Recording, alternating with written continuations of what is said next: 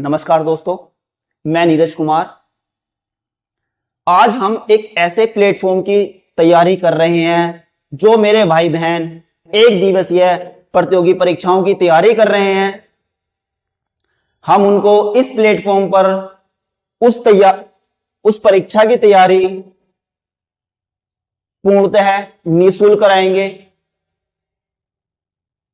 जो हमारी क्लासें चलेंगी वो हमारे YouTube channel study with Neeraj हरित पर चलेगी, और जो हम आपको नोट्स देंगे या आप जो हमसे डाउट पूछ सकते हैं, हमसे जुड़ सकते हैं, वो हमारे Telegram channel study with Neeraj हरित के माध्यम से हमसे जुड़ सकते हैं। ठीक है, तो बिना किसी देरी करे आज हम पहली क्लास की शुरुआत करते हैं। आज हमारी क्लास है वो है हमारी संविधान और राज्य व्यवस्था। ठीक है, तो करते हैं शुरू। देखो, संविधान, हम थोड़ी पृष्ठभूमि संविधान की देखते हैं। कुछ बेसिक चीजें को हम अध्ययन करेंगे। जैसा हम सबसे पहले देखते हैं संविधान।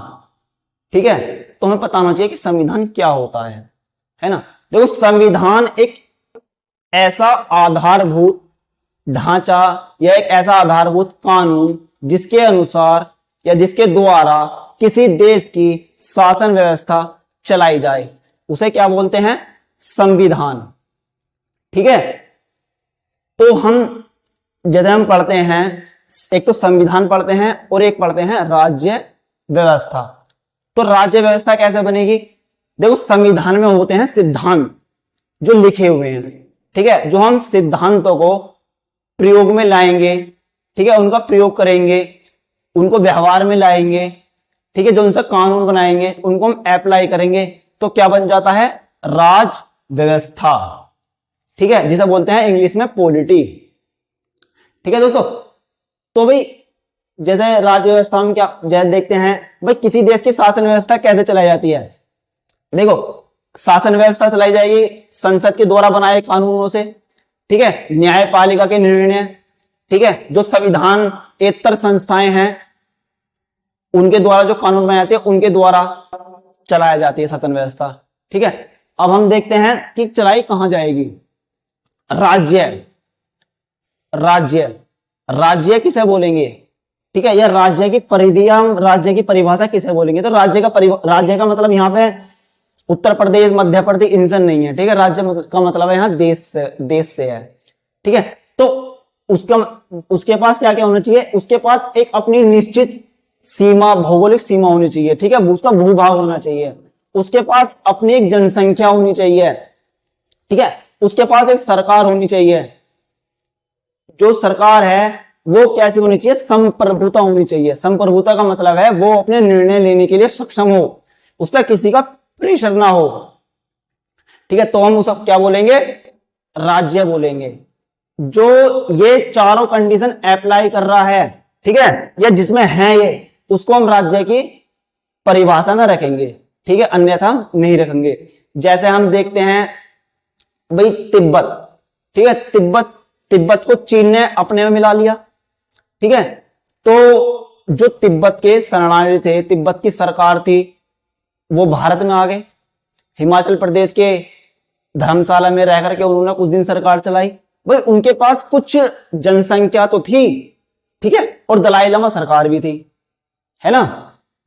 तो भाई उनके पास ना तो वो संप्रभु थे, ना उनके पास क्या था? भूभाग था। तो हम उसे नहीं रखते हैं। अच्छा, फिर जैसे हम देखते हैं 1947 से पहले भारत, ठीक है, भाई हमारे पास जनसंख्या भी थी, ठीक है, भूभाग भी था, हमारे पास सरकार भी थी, जो अंग्रेजों के द्वारा बेशक बनाई गई थी, सरकार भी थी, परंतु हमारे संप्रभु नहीं थे। जो निर्णय हमारे यहाँ चलते थे वो ब्रिटेन से चलते थे। ठीक है, तो उस समय पे हम राज्य की श्रेणी में नहीं थे। ठीक है, अब देखते हैं सरकार किसे कहते हैं। सरकार किसे कहते हैं? भाई सरकार का संगठन होता है 3 चीजों से। एक तो विधायिका से, एक कार्यपालिका से और एक न्यायपालिका से। ठीक है, विधायिका कौन? जिसमें हम पढ़ते हैं भाई लोकसभा, राज्यसभा, ठीक है, और कार्यपालिका, कार्यपालिका में दो तरह के होते हैं, एक स्थायी और एक अस्थायी। स्थायी में पहले अस्थायी देखते हैं। जो अस्थायी होती है, अस्थायी में कौन होता है? मंत्रिमंडल। ठीक है, जो मंत्री परिषद होगी, मंत्रिमंडल होगी, वो पढ़ेंगे। और स्थायी में होते हैं जो प्रशासनिक अधिकारी, तो नौकरशाही होती है। ठीक है, और न्यायपालिका में जो न्यायपालिका कार्य होता है वो होता है कानूनों का संरक्षण करना। ठीक है भाई, विधायिका कानूनों को बनाएगी। ठीक है दोस्तों, और कार्यपालिका उन कानूनों को क्रियान्वयन लागू करवाएगी। ठीक है, जो इन कानूनों को ना मानेगा उसका संरक्षण कौन कराएगा? न्यायपालिका। हम इसमें चौथा पिलर और देखते हैं, मीडिया का। ठीक है, अच्छा उसके बाद फिर हम देखते हैं सरकार। सरकार कैसे कहते हैं?